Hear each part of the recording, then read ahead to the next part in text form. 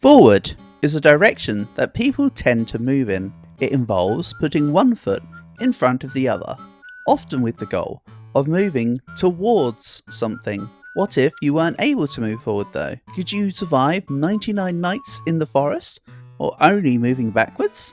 Let's begin with the basics. For those who stumble on this video and don't know, this is a game within Roblox. The premise of this is to defend off a demonic deer and, ironically enough, try to survive through 99 day and night cycles to win the game. You're given two ways to make the game quicker. By saving 4 children who are captured by the deer to be saved for its lunch for when it gets really hungry. Augusto, sweetheart, save some room for later. And by making 4 beds so you can sleep horizontally and lie over each bed instead of having to use the damn headrests. For the challenge, I must only move while in first person, because if I move in third person, my character automatically turns around to face the direction I move in. That is moving forward, and that does not count.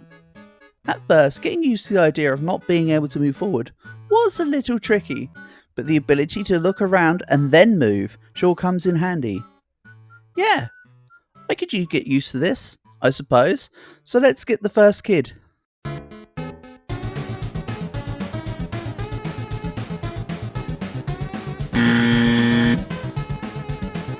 And the first run disqualified. Look at that. Look at that. Let me just slow this down real quick. Well, real slow, I suppose. But look at that. That right there is moving forward. Disqualified. He's disqualified. I have yet to mention that the game also features different classes, each with their own various benefits. The keen-eyed will have already noticed that for this challenge, I have chosen the Brawler class. This is for 2 reasons. 1. I figured that being able to shoot enemies from a distance would somewhat trivialise the challenge, and as the Brawler cannot use ranged weapons, I would have a 0% chance to be able to use them. Secondly, the Brawler has more base health and starts with basic armour, which makes me tanky enough to sustain a couple of extra hits at the beginning than other classes would be able to. A definitely welcome advantage, seeing as the combat will be even derpier than usual due to lack of manoeuvring. Also, let's be honest, there's actually a third reason. I'm rather Brawler pilled. I really like the class. But that's besides the point. On day 4, I grabbed the first kid and already had a bed. A 3 times day multiplier, not a bad start. After some close encounters with some angry men who tried to steal my fire, I eventually managed to grab the second kid on day 10, but I got given a hug by an angry burb, and it was back to square one.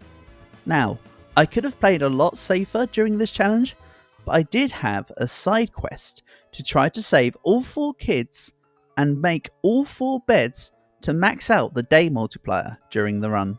After many more resets from accidentally moving forward and from dying to wolves and the like, I finally had a run that was looking really good. I'd grabbed 2 of the kids and had 3 of the beds.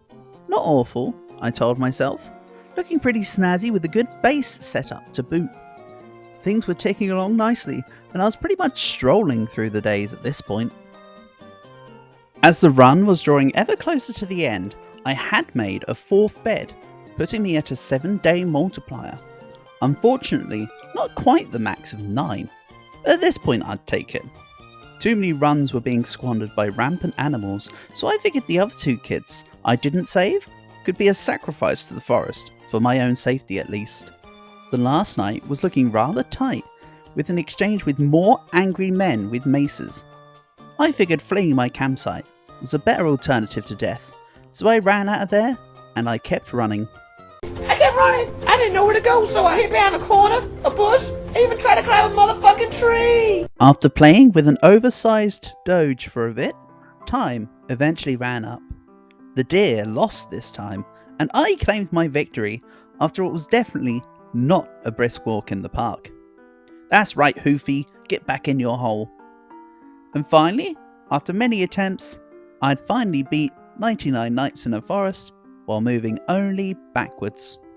Thank you for watching, and I'll catch you again soon.